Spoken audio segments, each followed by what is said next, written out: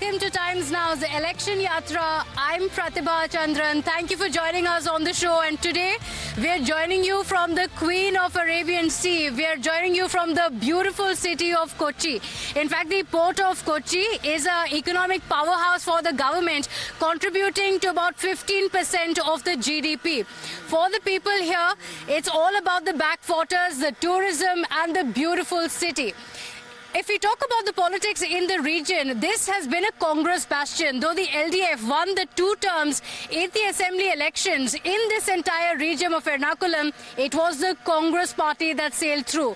The Congress believes that it wants to unseat the LDF. Is the wind of change coming in across Kerala from Ernakulam? We find out in this episode.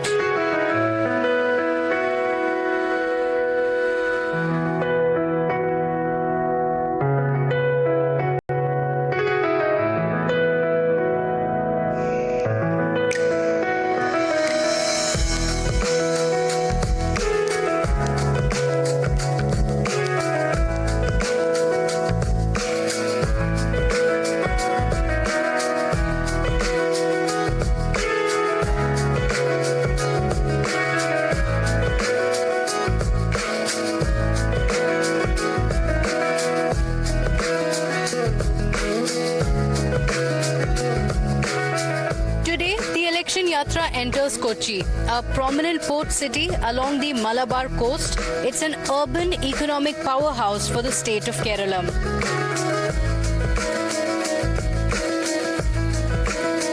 The pristine beaches and a busy metropolitan centre make Kochi a snapshot of Kerala's diversity, not just geographically but politically as well.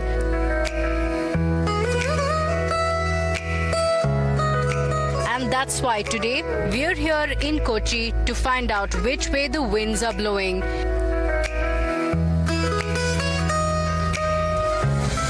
Even if the LDF won an unprecedented second term in Kerala, the Congress finds strong support in the city of Kochi and the Ernakulam district.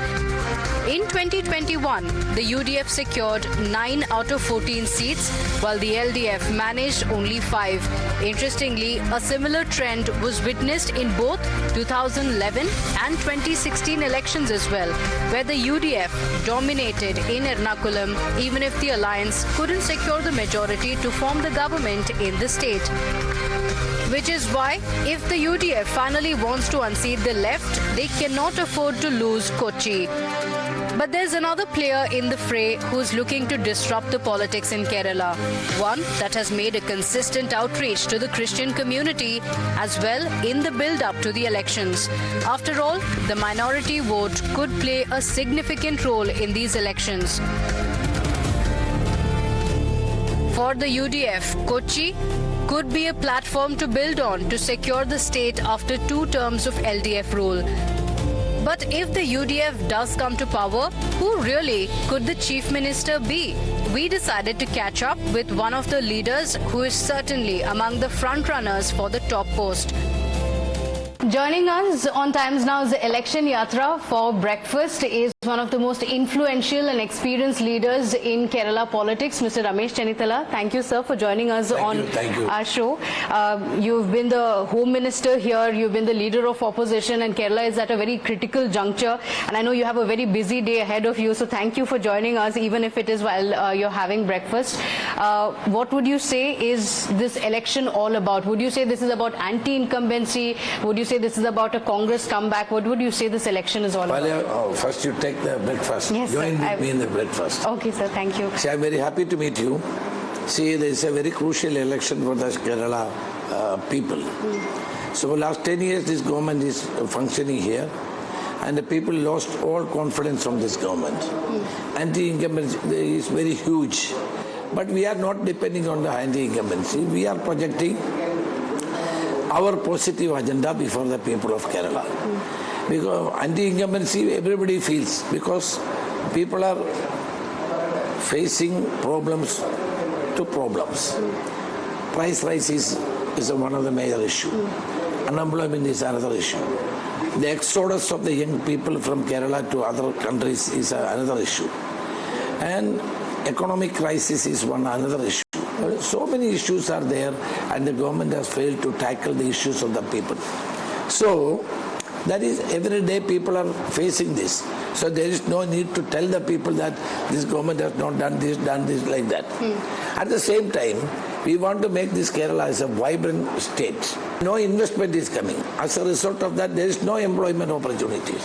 Young states are going abroad. Kerala has become a old age home now. So we want to reverse it. Okay, so this is about a big change that can be brought in. In fact, interestingly, even the left has said something very similar. They have also said Nava Keralam. They have said Pinarayi 3.0 is also going to be about change. Is that a challenge that, it's all concentrated on Mr. Pinarayi Vijayan versus for the Congress party? The left says that we don't know who the leader is going to be. Our leader will be decided by the Congress High Command after the election. See, 10 years they couldn't make any change in Kerala. Where is Nava Kerala for 10 years? So, who will believe that another 5 years is necessary for them? Is it necessary to give them for 5 years more? So, I feel that this is absurd. People won't believe it. Okay. So you're known for your grassroots strength, for your connectivity, the organizational strength. Is that your biggest strength in Kerala? You're one of the veteran leaders who still has that kind of a connect with the people. Would you say that is what sets you apart from the other Congress leaders? See, I am a common worker. I started my politics in the school days through KSU, the student wing of Congress Party. So last 40 to 45 years I am in politics. I am always with the people. I am always with the grassroots. So people are giving me love and affection. So I am continuing with that. I will continue as a simple Congress worker in the state. Okay, so does the energy come from this strong Kerala breakfast, some kadla curry, chutney, idlis on the plates? Is this how you get your energy for the day? I am getting energy from the love and affection of the people. Okay. Of course, this will give her energy, but I believe more in the love and affection of the people. Okay. So, in fact, you mentioned that, you were able to spend very few days. It's good. Yes, it's very yummy. Thank you. Very perfect Kerala I'm a breakfast. vegetarian, so that... Okay. No, it's a very nice kadla curry, sir. Thank you. There is a new factor that many are talking about, the BJP factor. Do you think that's a factor in the elections? I don't think BJP will get any seat in Kerala. Okay. Of course, they had increased their vote share a little bit, but it will not affect our electoral prospects. Okay. This time we will win 100 seats and we will form the government. Okay. Unfortunately, there is a secret understanding between CPM and BJP. Because Narendra Modi wants Congress Mukta Bharat. CPM doesn't want a Congress government to come. So the both CPM and BJP have a common agenda to defeat Congress party. So that will not work. Last time it worked. BJP has given their votes to CPM. But this time it will not work. So there is a lot more to talk about. What is the vision of the Congress party? We spoke about the BJP factor. We delve a bit more into that. And also what's brewing within the Congress party. Is there a divide or is all well? Is this internal democracy? Sir, after breakfast, please do join us on our election bus as we go around your constituency as well and we continue this conversation. Yeah, we will do that. I will come with you in the bus. There is no internal conflict in the party. Okay. The chief ministership already, High Command has clarified. Our leader Rahul Gandhi and Congress President called a meeting of the senior leaders in Delhi, and we have a threadbare discussion. Finally, Congress leader Sri Rahul Gandhi has mentioned to us that after election, we will decide the chief ministership. Everybody agreed. So chief ministership is not a discussion point at this time. Okay, all right, sir.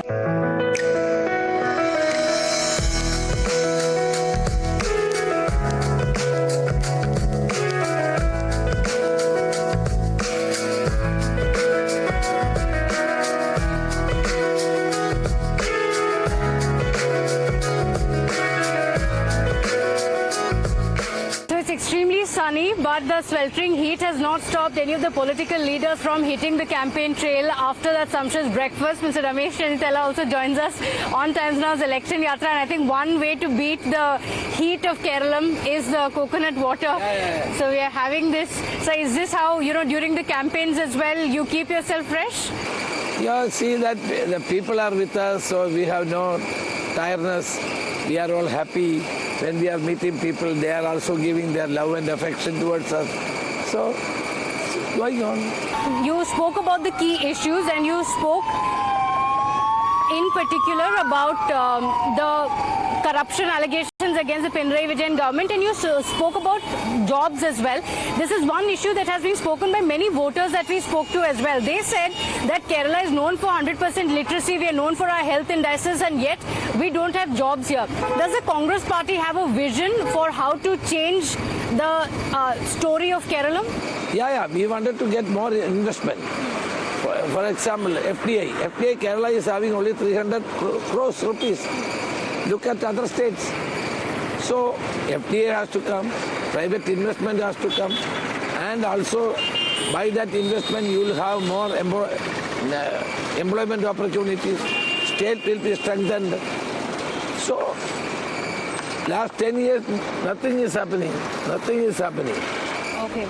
So there is is Sabrimala issue important during the elections? Yeah. Sabrimala is the biggest issue here in Kerala. Unfortunately, the state government has created a lot of problems, and they allowed the women to enter into the shrine. All these issues are there, and recently the gold theft is one of the major issues. The 4 senior CPM leaders are in the jail. They are the culprits. CPM leadership has not taken any action against them. Why? If action will be taken, they will tell more. They are afraid. That is why they are not taken any action against the culprits who are in the jail. Okay. In the issue of Sabrimala, do you think the Congress party is on the back foot in a few issues where Congress party is also seen to have not taken a stand, and also one of the accused being seen with senior leaders of the Congress party? No, nobody is there. Nobody is accused in this case from Congress party. If anybody is there, we will take action. Why the government and SIT has not booked anybody from Congress party? So, 4 leaders, CPM, ex-MLA and former Tamgur Devasam Board persons are in the jail. Why they are not taking any action against them?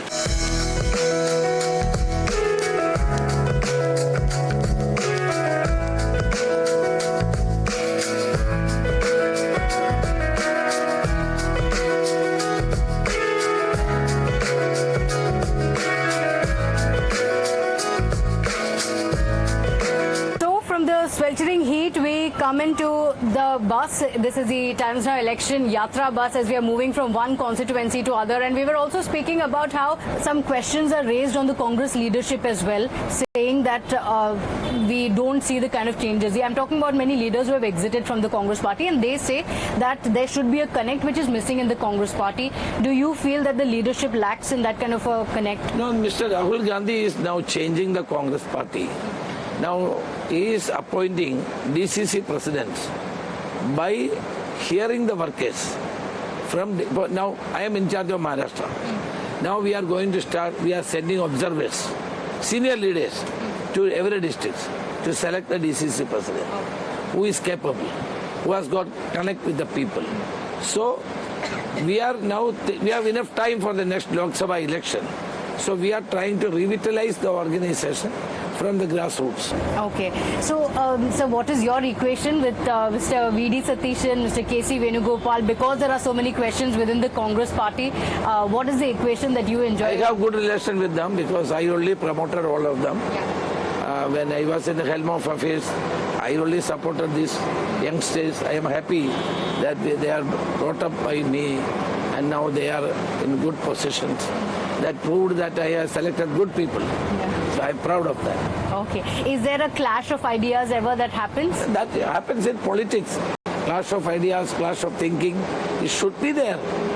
Then only the vibrant political party can survive. So, yes, of course, Congress will have different ideas, different views. That collective wisdom is necessary for the betterment of the people. And party should be strong. Strong ideas, strong ideals. Then only we can help the people.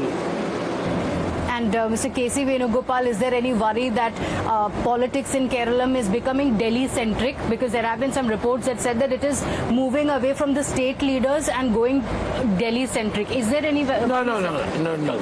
K.C. Venugopal is a part of this Kerala. And Alappuzha. I only demanded for his contest in the parliament.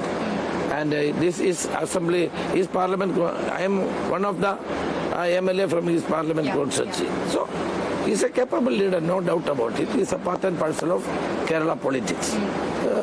And we are happy that he's taking a lot of interest in Kerala. So, before we come to a close, one question I've asked you time and again about the CM face. Are you a CM? Would you want to be the CM face of the party? So it's not the question of I answer that question. It is to be decided by party. If you ask me 100 times, this will be my answer. Okay, all right. Mr. Ramesh Chennithala, thank you so much for joining us on the broadcast, sir. Thank you for joining us on Times Now's Election Yatra. The Congress appears confident of a victory in the state and has received a shot in the arm with encouraging results in the recently concluded municipal polls. But can the party stay united to build on the performance, especially when there are several senior leaders in the fray who could be eyeing a leadership role in the next Kerala government?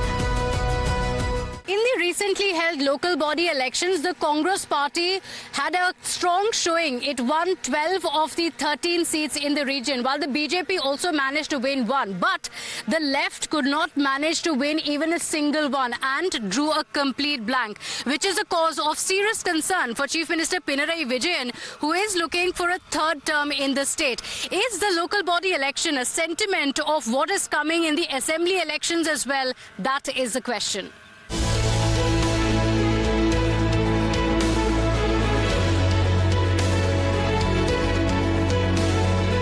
Ultimately, the Netas may set the narrative, but this battle will be decided by the people of Kerala.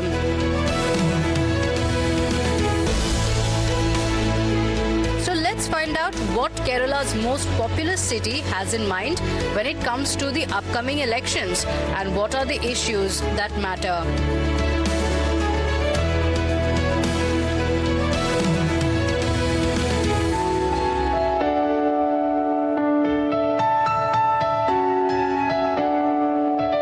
So we're on the beautiful island of Paravur constituency in Kochi, and we have a beautiful couple joining us to speak about the beauty of this place and of course also speak about the issues since we are covering the elections here.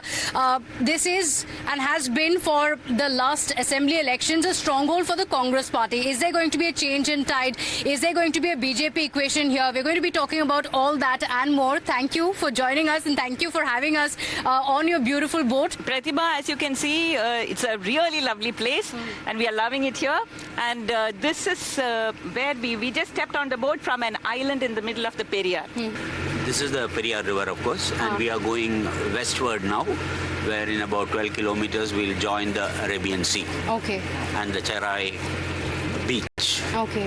When we settled here, we decided that we would start a boat yard because that's my profession. So we have initiated that. It's beautiful and Yes. it's great to be on the boat. If I can request you both to join me here. Let's sit down, enjoy the view a little bit and also talk about the problems here.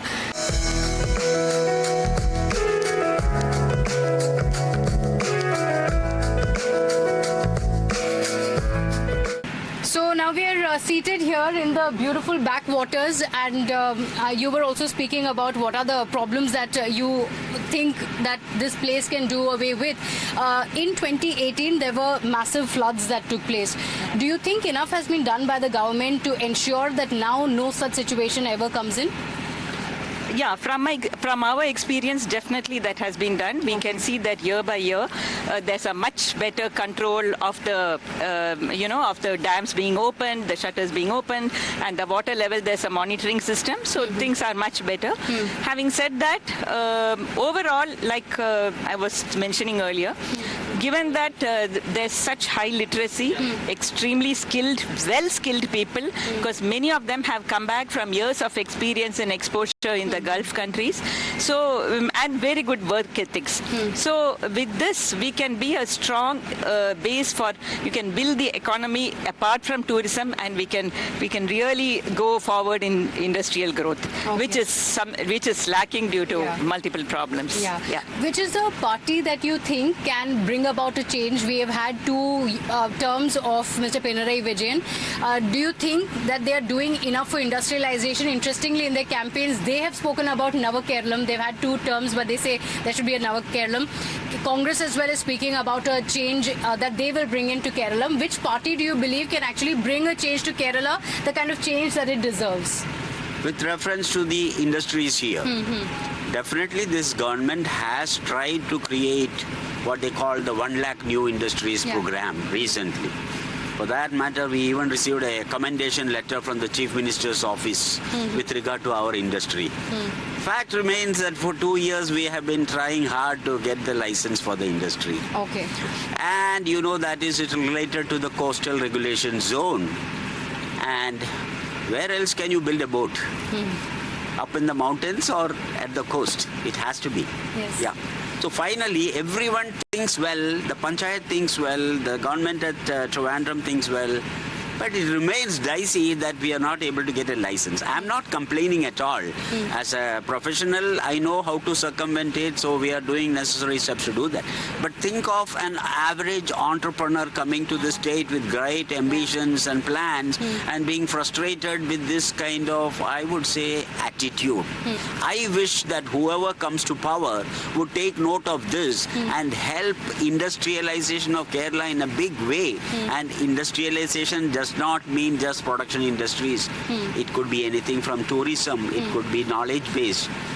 This state could do wonders. Yeah, because it's also a state that has so much potential. Absolutely. I want to get in a youth perspective as well. If I can just speak to you, of course you're slightly busy. Vote ചെയ്യുമ്പോൾ എന്തെങ്കിലും പ്രശ്നമുണ്ടോ ഇവിടെ? അതാണ് വിചാരിച്ച് vote ചെയ്യണം, jobs ഉണ്ടാവണം, create ചെയ്യണം, അത് വിചാരിച്ചിട്ടാണ് വോട്ട് ചെയ്യുന്നത്?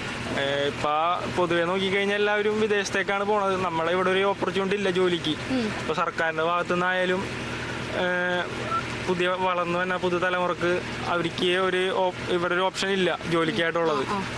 അതിനൊരു പുതിയ എന്തെങ്കിലും ഒരു കണ്ടെത്തലുകൾ ഇനി വന്ന സർക്കാർ വന്നവരത് ചെയ്യണം. Okay.